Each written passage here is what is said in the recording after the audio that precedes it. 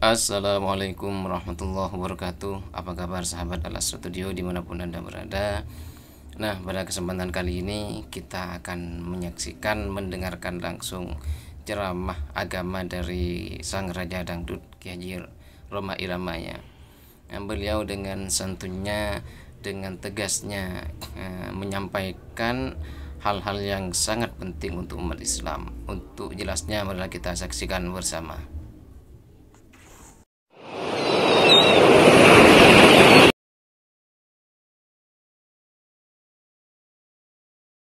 Saya mau tanya, maulid Nabi merubah Quran enggak? Merubah hadis tidak? Tahlilan merubah Quran enggak? Merubah hadis enggak? Baik apa buruk? Baik apa buruk?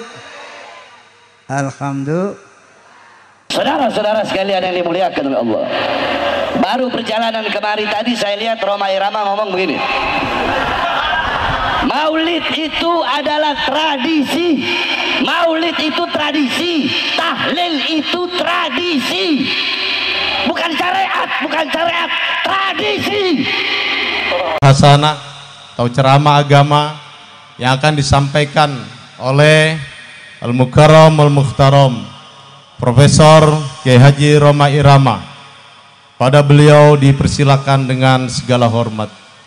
Sallu ala Muhammad. Tala'al badru alaina min saniyatil wada ajaba syukru alaina mada'a lillahi da tala'al badru alaina min saniyatil wada wajaba syukru laina mada'a lillahi da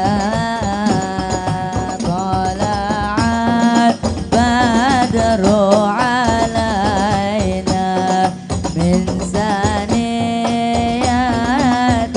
wada wajaba syukru alaina mada'a lillahi da.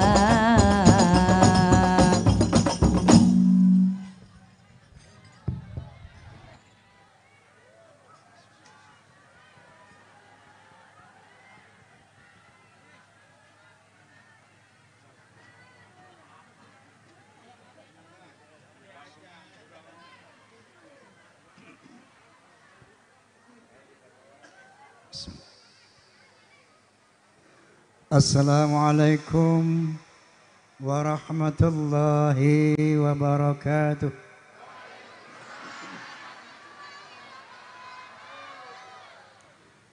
Bismillahirrahmanirrahim. Alhamdulillahilladzi hadan nasa ila hayatin tayyibatin fid dunya wal akhirati bisyari'atil Islam. Asyhadu an la ilaha illallah wahdahu la syarika lah dzul jalali wal ikram wa asyhadu anna sayyidana wa nabiyyana Muhammadan abduhu wa rasuluh sayyidul arabi wal ajam. Fasallallahu ala sayyidina Muhammad wa ala alihi wa sahbihi wasallam. Amma ba'd. Al-Mukarramun, para alimin ulama, para masayih, para asatidzah, para asadir, terutama pimpinan Fahmi Tamami daerah Bekasi, yaitu Kiai Haji Nur Fadilah Yusuf beserta jajaran, Sekjen Fahmi Tamami Kiai Haji Anas Kurdi dan para alim ulama yang saya tidak sebutkan satu persatu. Kemudian pemerintah daerah yang telah memfasilitasi tempat ini. Tentunya juga PAMDI, Persatuan Artis Musik Dangdut Indonesia. Saya mau tanya, di sini ada fans Roma enggak? Ada fans Soneta enggak? Fans of Roma and Soneta disingkat Forsa. Apa? Forsa. Forsa itu ada dua kelompok. Ada yang struktural berseragam, terikat dengan disiplin organisasi, yaitu harus 4B, 4B. Beriman, bertakwa, berakhlakul karimah, dan berloyalitas. Yang kedua yang non-struktural. Siapapun orangnya, muda, tua, besar, kecil, ketika dia gemar menjadi fans Roma and Soneta, dia pun disebut Forsa. Paham? Paham? Oleh karena itu kalau saya bilang Forsa, tolong bilang keren, bisa? Forsa! Forsa! Forsa! Saya nyanyi barusan tuh bid'ah. Apa? Bid'ah, bahkan haram. Menurut kelompok Wahabi, menyanyi itu haram. Di mana dalil mereka? Ada satu hadis Nabi sallallahu alaihi wasallam. Qala Nabi sallallahu alaihi wasallam, la yakunanna minal ummati aqwamun yastahiluna al-hirra wal harira wal khamra wal ma'azif. Akan datang, telah datang sebagian dari umatku, mereka menghalalkan hirra. Hirra itu kemaluan, aurat, kemaluan. Kemudian harira, menghalalkan sutra, perhiasan yang mewah. Wal khamra, mereka juga akan menghalalkan minum-minuman keras. Wal ma'azif, dan alat-alat musik. Hadis ini masih panjang lagi, yang artinya kira-kira kemudian datang sekelompok orang dengan membawa hewan-hewan ternaknya. Mereka berdiam atau singgah di tepi lereng gunung. Lalu datanglah seorang fakir miskin berkata kepada mereka, minta pertolongan. Namun kata mereka, besok aja datang lagi kemari. Saat itu juga mereka ditimpa oleh gunung itu dan dikutuk oleh Allah Subhanahu wa taala menjadi kera dan babi sampai hari kiamat. Ini hadis yang mereka jadikan dalil. Coba kita lihat bahwa akan datang satu zaman di mana umatku ada satu kaum menghalalkan hira, kemaluan, zina, harira, pakaian-pakaian mewah, khamra, minuman-minuman keras, dan alat-alat musik. Ini kalau kita lihat secara detail bahwa tidak ada nas Al-Quran atau hadis yang menyatakan secara qat'i, secara pasti bahwa musik haram. Ada nggak di Quran? Ada nggak di hadis musik haram? Nggak ada. Jadi tafsir para ulama secara jumhur mengatakan, oh ini paket. Satu tempat, satu situasi, satu kondisi di mana pada tempat itu ada orang-orang mengobrol kemaluannya. Di saat itu juga ada orang-orang berbusana dengan sutra dan sebagainya. Di saat itu juga ada minum-minuman keras. Di saat itu juga ada alat-alat musik. Inilah night club. Tahu night club? Tempat kalau yang sekarang dugem, tahu dugem? Apaan? Dunia gemerlap. Ini yang dimaksudkan oleh hadis itu menurut jumhur ulama.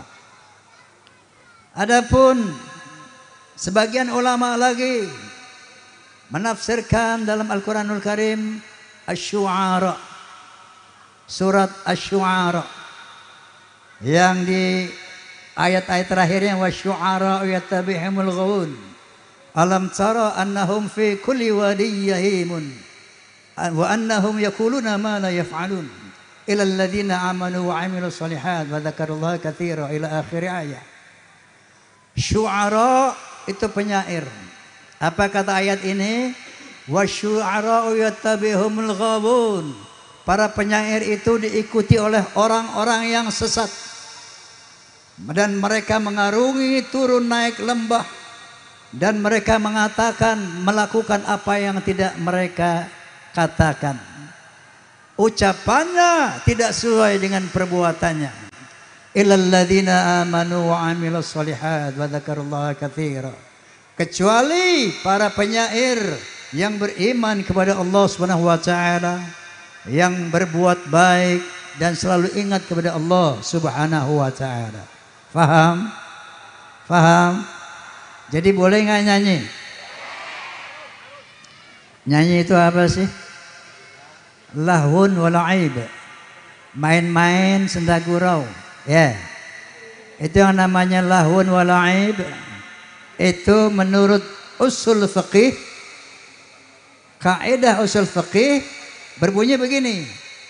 Al-aslu fil mu'amadatin al-ibahah illa ayadulul dalilun ala tahrimiha. Al-aslu fil mu'amalati al-ibahah illa ayadulla dalilun ala tahrimiha.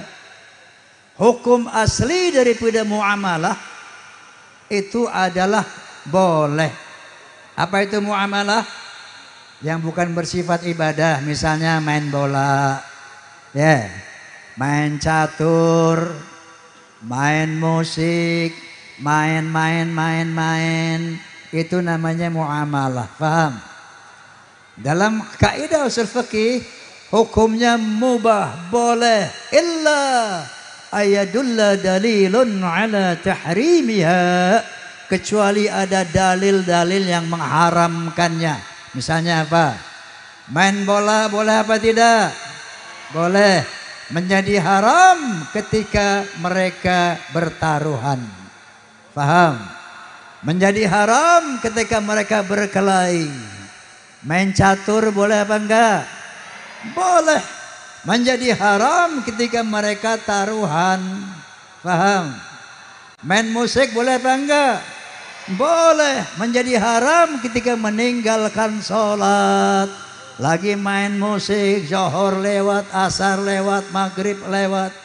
Lagi main musik, nenggak botol, nyekek botol. Ini haram, itu yang dilarang oleh Allah Subhanahu wa ta'ala. Namun kesimpulannya sejauh dia membawa kemanfaatan, menghibur minimal, itu Allah mengatakan wabtaghi fima atakallahu daral akhirah wala tansa nasibaka minad dunya. Capailah dengan apa yang aku berikan kepada kamu negeri akhirat. Apa yang diberikan Allah kepada kita, Bu? Umur yang panjang, kesehatan, harta, jabatan, dan lain-lain. Apa kata Allah? Gunakan dengan semua yang aku berikan itu negeri akhirat, yaitu surganya Allah Subhanahu wa taala. Tapi apa kata Allah? Wala tansa nasibaka minad dunya. Namun jangan lupakan juga nasibmu di dunia. Apa itu dunia? Ya'lamu annamal hayatud dunya la'ibun wa lahun. Ketahuilah sesungguhnya kehidupan dunia itu adalah main-main dan senda gurau. Faham? Faham? Jadi orientasikan hidup kita kepada akhirat, surganya Allah Subhanahu wa taala. Tapi jangan lupa juga main-main. Oke? Karena main-main itu sifat dunia, la'ibun wa lahwun. Bahwa wa ma hadhil hayatud dunya illa lahun wa la'ib wa inna darul akhirata lahiyal hayawanun law kanu ya'lamun. Ketahuilah kehidupan dunia itu cuma main-main, senda gurau. Makanya Ustaz Tile ini kalau di panggung bersenda gurau dia. Boleh apa kagak? Boleh. Itu dunia. Ya. Ada yang main-main bola, boleh? Boleh, itu dunia. Ada yang main-main catur, boleh? Boleh, itu dunia. Ada yang main musik, boleh? Nyanyi lagi nggak gue nih? हम तेरे बिना बुरे नहीं सकते तेरे बिना क्या वजूद मेरा. Ngerti nggak? Nggak ngerti? Ya udah segitu aja. Jadi itulah yang mereka haramkan, mereka bid'ahkan. Apa sih bid'ah? Ada satu hadis Nabi SAW yang berbunyi begini. Inna asdaqal hadis kitabullah wa ahsanal hajji hajju Muhammadun wa syarrul umuri muhdatsatuha wa kullu muhdatsatin bid'ah wa kullu bid'atin dhalalah wa kullu dhalalatin finnar atau kama qala Rasulullah sallallahu alaihi wasallam. Artinya inna asdaqal hadis kitabullah, sesungguhnya sebenar-benarnya penjelasan kitabullah Al-Quranul Karim. Wa ahsanal haji haji Muhammadin, dan sebaik-baik bimbingan adalah bimbingan Muhammad sallallahu alaihi wasallam, yaitu al-hadis. Ahlan wa sahlan hajah, para hajah ini. Masya Allah, ada siapa nih? Cici Faramida, tepuk tangan buat Cici Faramida. Ada lagi Nyonya Kiai Haji Fadilah, Nur Fadilah. Siapa namanya Ji? Nori, namanya Nori.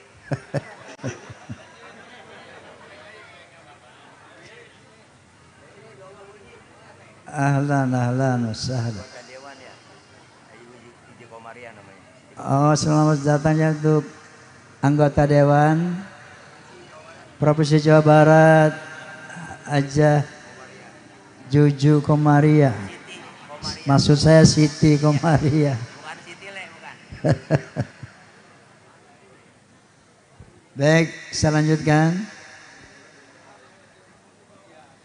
Jadi kata Nabi SAW, Inna asdaqal hadith kitabullah, sesungguhnya penjelasan yang paling benar kitabullah, yaitu Al-Quranul Karim.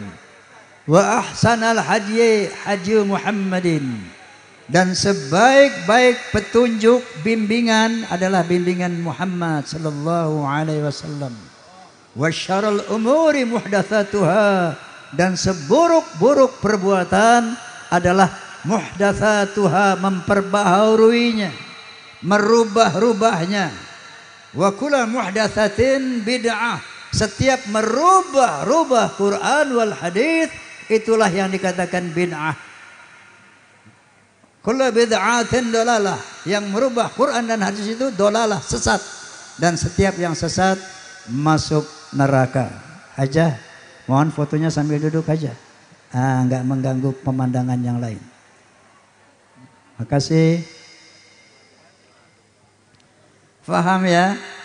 Jadi yang dikatakan bid'ah dolalah, bid'ah yang sesat adalah merubah-rubah Quran, merubah-rubah hadis. Paham? Paham? Saya mau tanya, maulid Nabi merubah Quran enggak? Merubah hadis tidak? Tahlilan merubah Quran enggak? Merubah hadis enggak? Baik apa buruk? Baik apa buruk? Alhamdulillah. Relevan dengan hadis Nabi, relevan dengan hadis yang lain. Man fasarul Quran bi ra'yih falyatabawa maq'adahu minan nar. Barang siapa menafsirkan Al-Quran sesuai dengan keinginan otaknya sendiri, maka sama saja dengan memesan tempat di neraka. Paham? Nah, Fahmi Tamami didirikan ketika pada satu saat saya sedang berkendara. Waktu itu bulan Ramadan kalau nggak salah, tanggal berapa? 11 Ramadan tahun 2007. Saya berkendara sendirian tanpa sopir. Tiba-tiba saya sedang mendengarkan dakwah di radio dalam mobil. Tiba-tiba saya terkejut sekali. Suara dakwah itu mengatakan begini, itu yang namanya Nahdlatul Ulama kafir, yang namanya Muhammadiyah kafir, yang namanya Al-Wasliyah kafir, Wali Songo kafir. Masya Allah. Berdiri bulu kuduk saya mendengar ini. Ini siapa Ustadz ini? Bisa berani mengatakan NU kafir, Muhammadiyah kafir, Al-Wasliyah kafir, Wali Songo yang mengislamkan orang kafir dikatakan kafir. Ini orang-orang Islam dikafirin. Betul? Betul? Inilah awal terjadinya Forum Silaturahmi Takmir dan Masjid Indonesia. Nah saat itu saya punya masjid yang namanya Masjid Husnul Khotimah. Saya jarang khutbah imam di masjid karena saya sering keliling Indonesia. Satu saat setelah mendengar itu, saya khutbah di masjid saya, tiba-tiba pengurusnya semua udah berubah. Padahal baru saya tinggalin 3 bulan, 2-3 bulan tuh saya nggak ke masjid. Itu semuanya pengurusnya sudah berubah. Semuanya cengkrang.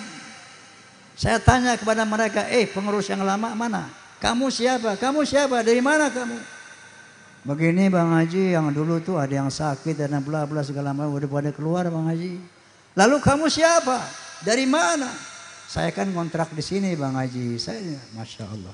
Ternyata sudah berubah. Saat itu saya telepon pimpinan dari Nahdlatul Ulama, Kiai Haji Hashim Muzadi. Saya bilang, Kiai, ini masjid saya udah diambil oleh Wahabi ini.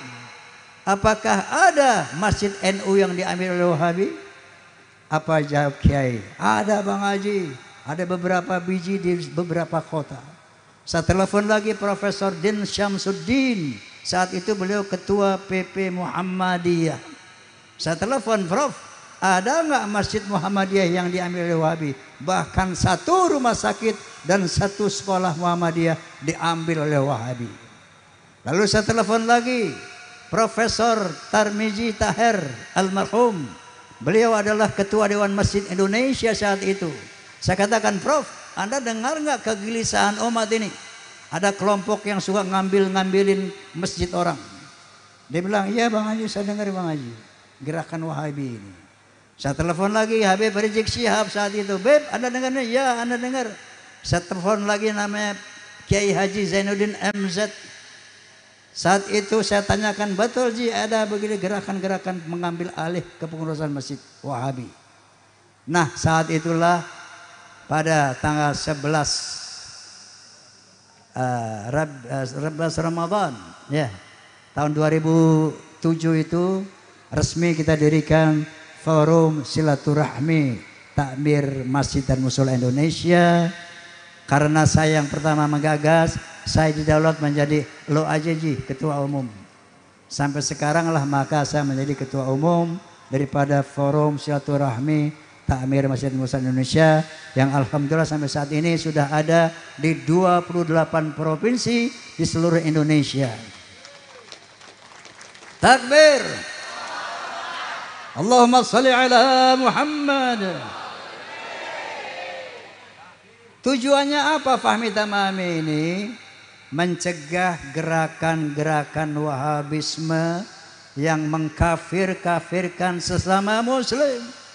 Kalau ini kita biarkan, Masya Allah akan terjadi perang saudara seperti di Yaman, seperti di Suriah dan di mana-mana. Karena mereka mengkafirkan bahkan menghalalkan darah dan harta selain kelompok mereka. Oleh karena itu, kita sebagai umat Islam Indonesia berkewajiban untuk mencegah beredarnya, mengembangnya kelompok-kelompok mereka dalam rangka mewujudkan ukhuwah Islamiyah, mewujudkan ukhuwah wataniyah, mewujudkan ukhuwah basyariyah. Makanya tagline daripada Fahmi Tamami, kalau dibilang Fahmi Tamami ukhuwah Islamiyah. Kalau dibilang yang kedua, fahmi tamami ukhuwah wataniyah. Kalau yang ketiga, fahmi tamami ukhuwah basyariyah. Bisa? Bisa? Yang pertama jawabannya ukhuwah islamiyah. Ingat.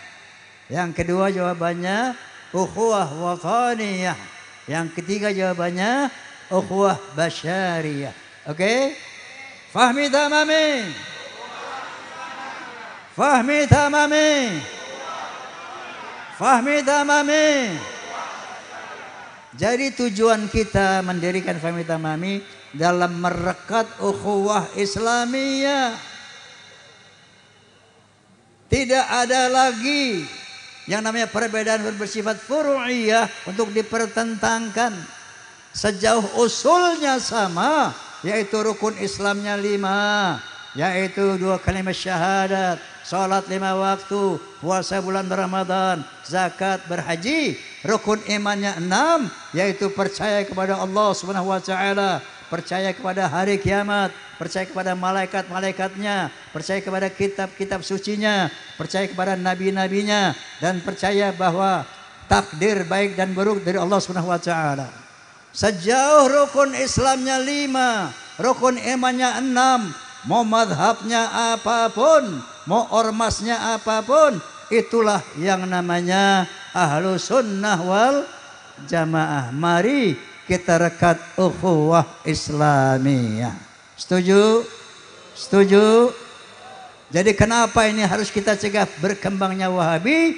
Karena kalau ini berkembang, maka akan terjadi perpecahan umat yang luar biasa, perpecahan bangsa, persatuan dan kesatuan nasional. Oleh karena itu, Fahmi Tamami bertekad dengan segala upaya untuk mewujudkan ukhuwah Islamiyah. Faham? Bagaimana cara menghadapi Wahabi? Oi, diapain tuh Wahabi? Tonjok. Jangan. Diapain? Dihajar. Jangan. Allah Subhanahu wa taala berfirman, "Ud'u ila sabili rabbik bil hikmah wal mau'izatil hasanah."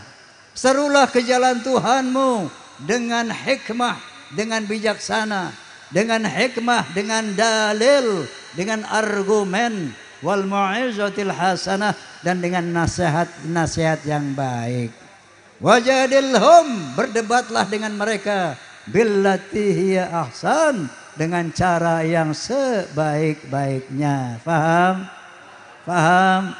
Jadi sikapi kita menghadapi gerakan takfiri ini dengan penuh rahmah, ya. Jangan dengan kemarahan juga. Kita jaga akidah kita ahlus sunnah wal jamaah dan hadapi gerakan-gerakan mereka dengan cara ajak dialog, bukan ajak berantem. Jangan, ya. Seru mereka ke jalan Allah dengan cara yang baik, nasihat yang baik, dalil yang baik. Faham? Faham? Makanya dulu saya bikin lagu, Tuhan kita sama, Nabi kita sama, Quran kita sama. Apa ya? Tuhan kita sama, Nabi kita sama, kiblat kita sama. Jangan terlalu mudah mengkafirkan. Paham?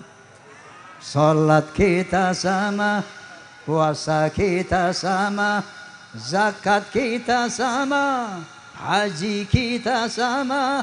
Jangan terlalu mudah membid'ahkan.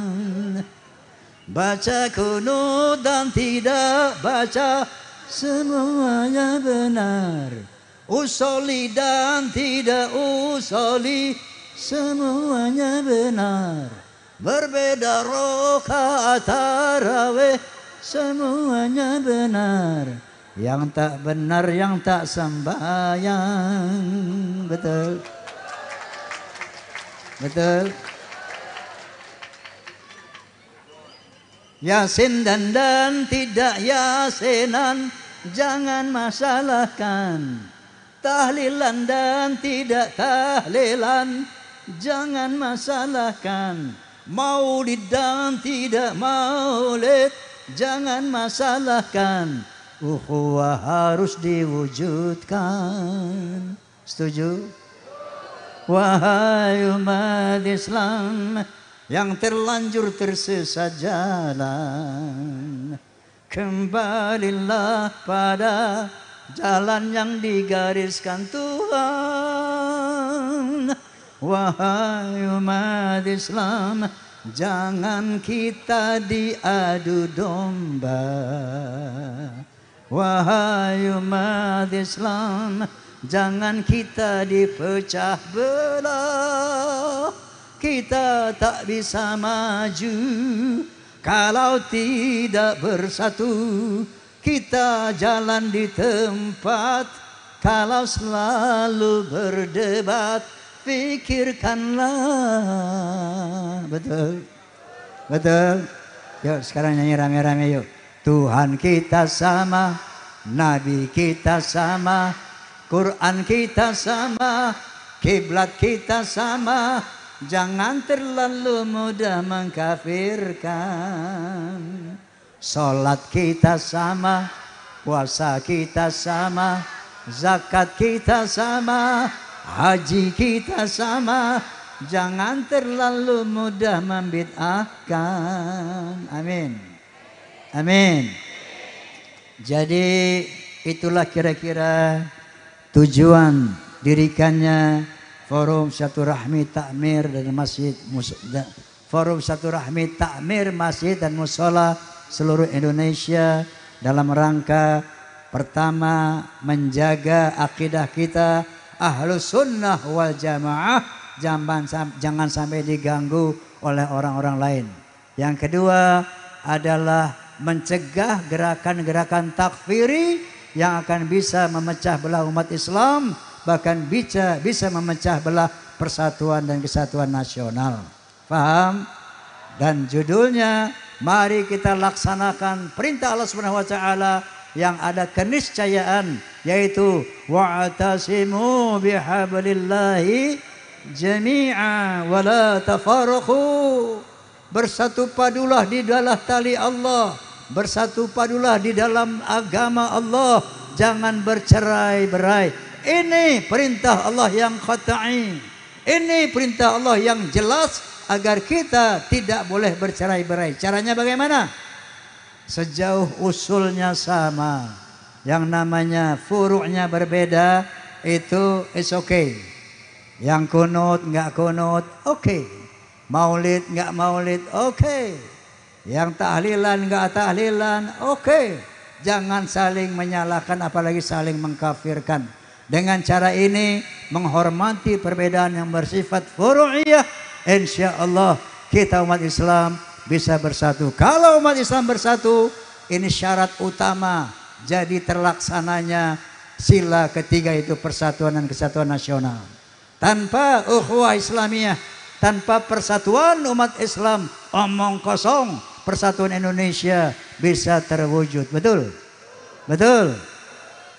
Kita pun harus curiga ini. Kenapa kita curiga?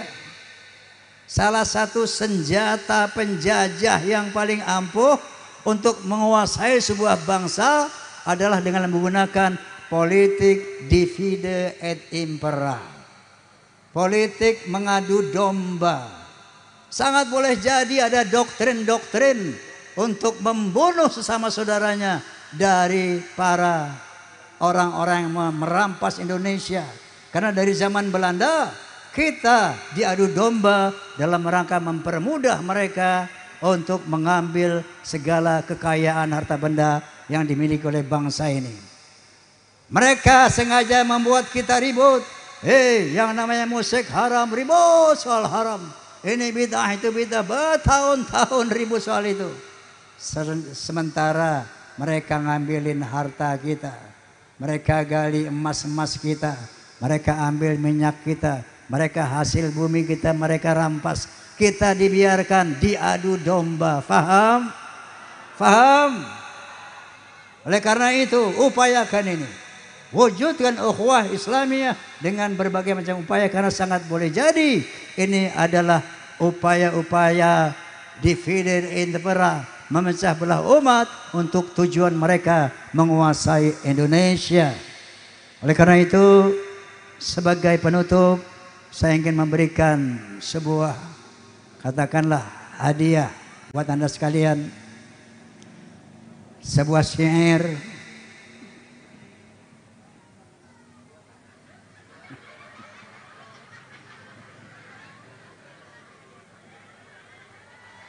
ini lahun laib wa lahun, bersenda gurau.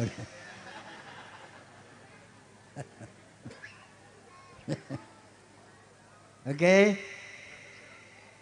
Saya ambil dari hadis Nabi sallallahu alaihi wasallam. Qala Nabi sallallahu alaihi wasallam, "Innama bu'ithu liutammima makarimal akhlaq."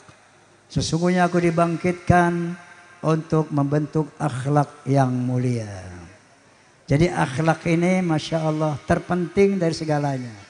Iman tanpa akhlak rusak. Takwa tanpa akhlak rusak. Jadi yang tertinggi daripada beragama adalah berakhlakul karimah. Apa itu akhlak? Berbudi pekerti. Secara orientatif akhlak ada 3. Pertama, akhlak kepada Allah Subhanahu wa ta'ala. Yang kedua, berakhlak kepada sesama manusia. Yang ketiga, berakhlak kepada alam, yaitu hewan dan tanaman. Bagaimana berakhlak kepada Allah Subhanahu wa ta'ala?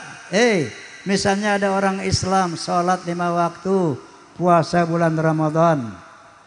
Puasa enggak? Sholat enggak? Secara kualitatif, akhlak juga ada 3. Akhlakul karimah, akhlakul ammah, dan akhlakul sayyi'ah. Akhlak yang mulia, akhlak yang standar, dan akhlak yang buruk. Kalau ada umat Islam sholat 5 waktu, puasa di bulan Ramadan, dia telah berakhlak kepada Allah, tapi berakhlak yang standar, ya, akhlak yang biasa saja. Kalau ada umat Islam nggak sholat dia, tidak puasa dia di bulan Ramadan, ini berakhlakus sayyi'ah, berakhlak buruk kepada Allah Subhanahu wa ta'ala. Paham? Lalu apa yang dicontohkan Nabi? Beliau itu Rasulullah, utusan Allah. Sholatnya bukan 5 waktu, Pak, sampai bengkak-bengkak kakinya. Masya Allah.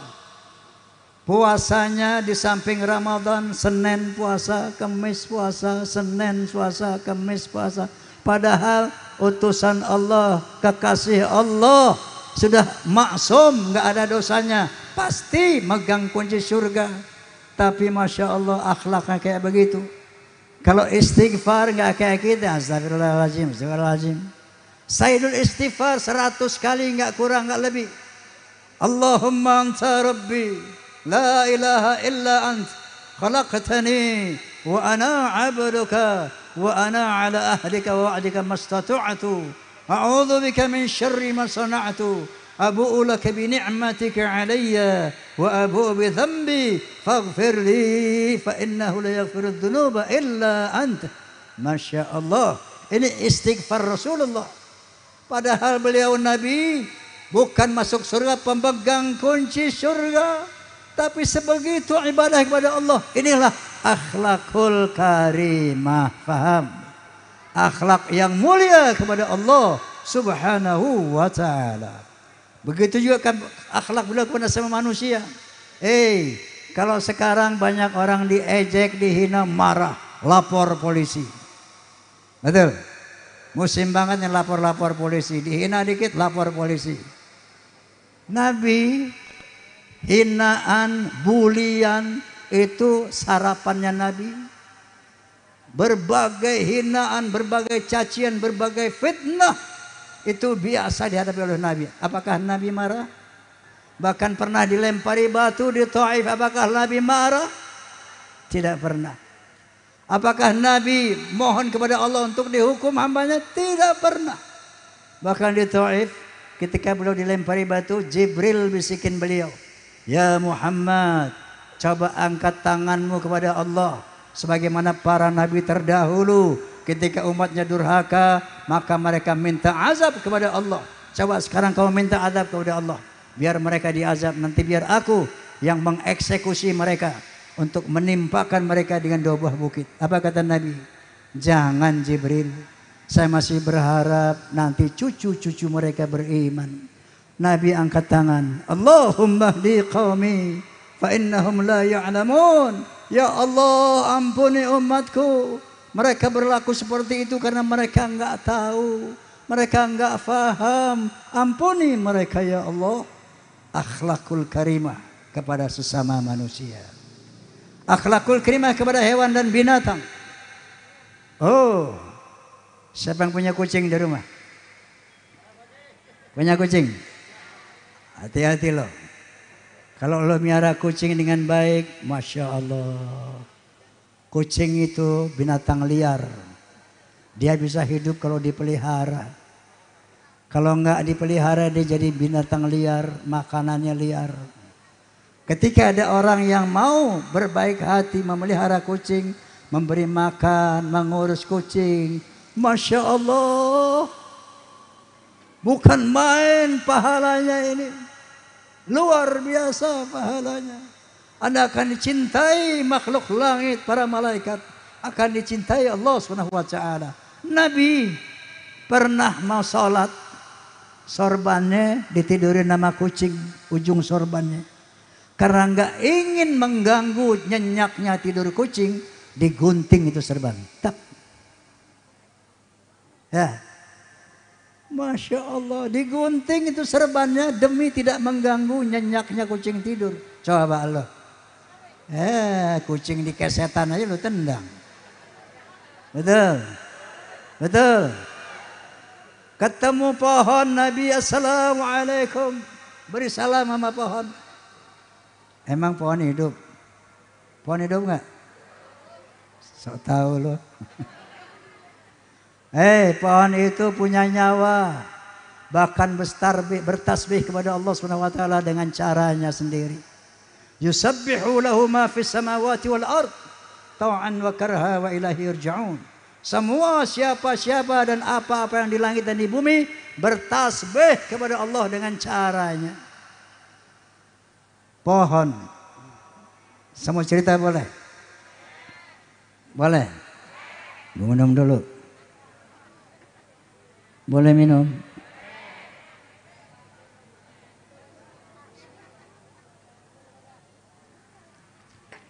Saya ingat sahabat saya Kiai Haji Zainuddin MZ Almarhum. Allahumma ighfir lahu amin. Warhamhu amin. Wa'afi amin. Beliau kalau ceramah minum. Orang ketawain. Apa dia bilang? Orang ceramah tuh kayak mobil. Bang enak ceramah. Makanya ibarat mobil tuh minum tuh ngisi bensin. Kalau lu nggak perlu minum, lu kayak mobil mogok. Minum lagi ya.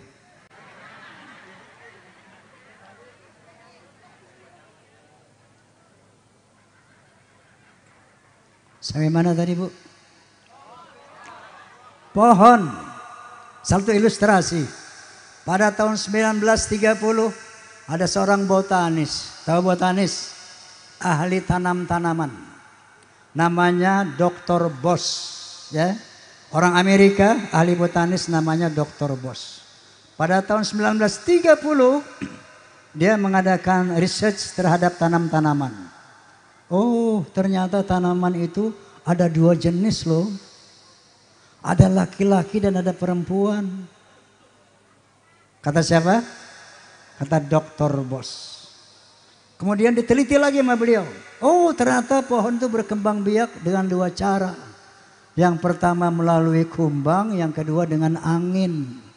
Ternyata angin itu mengawinkan pohon. Begitulah hebatnya Al-Quran. Al-Quran itu mu'ajizat. Sebelum Dr. Boss menyatakan itu, Al-Quran 1450 tahun yang lalu sudah mengatakan Subhanalladzi khalaqal azwaja kullaha mimma tumbitul ard.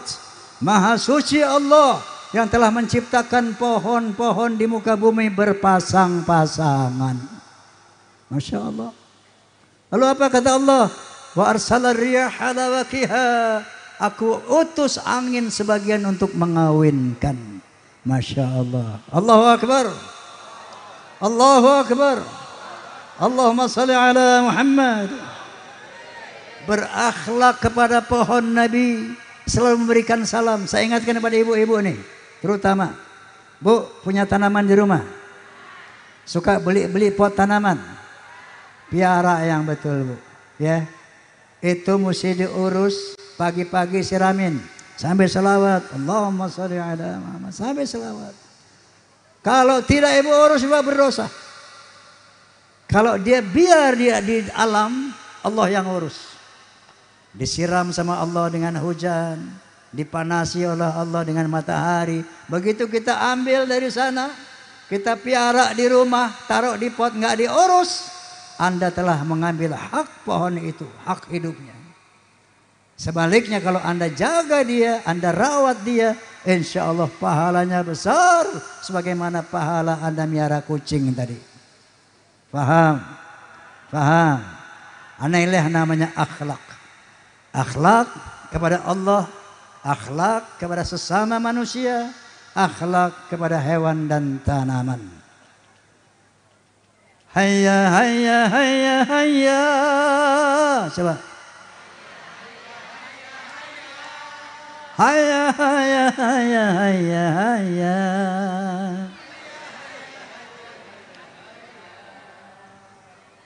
Dalam berbusana harus memakai akhlak. Akhlaknya rame-rame, oke? Dalam berbusana harus memakai akhlak. Di dalam berbicara harus memakai akhlak. Dalam rumah tangga harus memakai akhlak. Di dalam bernegara harus memakai akhlak. Manusia mulia hanyalah dengan akhlak. Manusia kan hina kalau tidak berakhlak. Harta dan jabatan tak menjadi ukuran. Betul? Walaupun jabatanmu lurah, camat, bupati, gubernur, presiden lagi, kalau tidak berakhlak, hina di mata Allah, hina di mata manusia. Tapi sebaliknya, walaupun Anda cuman tukang sampah, tukang bersihin got, tapi Anda berakhlak, mulia di mata Allah, mulia di mata manusia. Betul?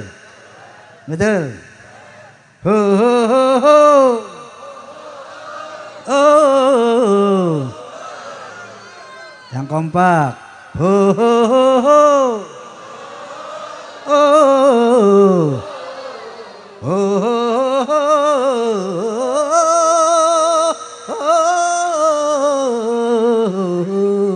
Coba.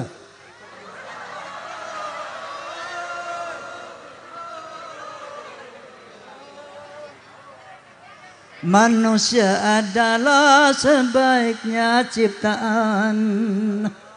Akhlak membedakan manusia dan hewan. Karena hewan tidak punya keimanan dan tidak punya pemikiran. Hidup bebas, tidak terikat oleh hukum dan juga peraturan. Dararam daram daram dam, dararam daram dararam, dararam daram daram dam, dararam daram dararam. Dalam pergaulan harus memakai akhlak. Di dalam persaingan harus memakai akhlak. Dalam perjuangan harus memakai akhlak. Dalam pemerintahan harus memakai akhlak. Kehidupan indah hanyalah dengan akhlak. Damai dan sentosa hanyalah dengan akhlak. Kalau tak berakhlak, dengerin nih. Kalau tak berakhlak, mau tahu? Oh, negara jadi rusak. Ayo berakhlak. Dararam daram daram dam, dararam daram dararam, dararam daram daram dam, dararam daram dararam. Wallahul muwaffiq ila aqwamit thoriq. Billahi taufiq wal hidayah. Assalamualaikum warahmatullahi wabarakatuh.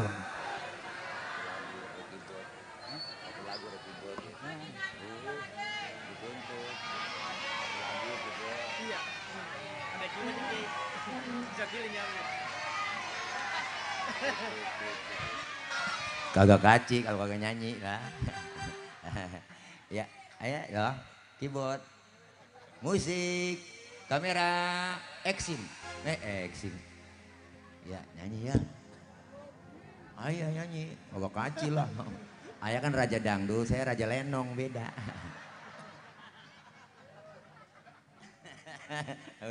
udah siap lo keyboard, kagak kaci.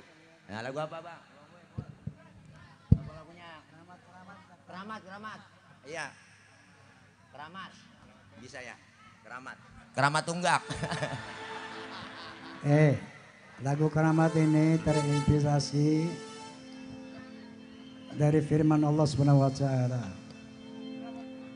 Qala ta'ala wa wasana insana biwalidayhi hamalat ummuhu wahnan ala wahnin wa fisalahu fi amali. Anishkurli wa liwalidayk ilayal masir. Allah Subhanahu wa taala berfirman, aku amanatkan manusia tentang ibunya. Ibu kamu itu amanat Allah. Kenapa? Karena dia menghamilkan kamu wahnan ala wahnin. Derita di atas derita. Wa fisaluhu fi amain. Dia menyusui kamu selama 2 tahun. Beratnya menghamilkan kita, ibu kita itu, Masya Allah, 1000 penyakit jadi 1. Maka kata Allah, bersyukurlah kamu kepada Allah dan bersyukur kepada ibumu. Dan yang kedua, hadis Nabi SAW. Qala Nabi SAW, ridallah fi ridal walidain wa sukhtullah fi sukhtihima. Ridho Allah sangat tergantung kepada ridho kedua orang tua, terutama ibu. Murka Allah sangat tergantung kepada murka orang tua, terutama ibu. Jadi sama ibu, sama mertua, hati-hati ya. Jangan gores perasaan orang tua kita, terutama ibu. Jangan senggol hatinya sampai dia meneteskan air mata. Jangan. Ini Allah nggak ridho. Kalau Allah nggak ridho, Allah ibu kita nggak ridho, Allah nggak ridho. Makanya ibu itu keramat, doanya dikabulkan Allah, murkanya jadi kenyataan. Paham? Nah, bagaimana tanggapan sahabat-sahabat sekalian setelah menyimak dan mendengarkan ceramah agama dari Sang Raja Dangdut Haji Rhoma Irama? Sungguh sangat adem dan santun ya. Itulah ciri-ciri khas ulama pribumi kita. Mereka sangat menyayangi umat bi'ainir rahmah ya. Mereka penuh dengan kasih sayang, penuh dengan rasa cinta, begitu. Saya harap komentarnya teman-teman berkomentarlah dengan komentar yang bijak dan baik ya. Akhiran dari saya, wassalamualaikum warahmatullahi wabarakatuh.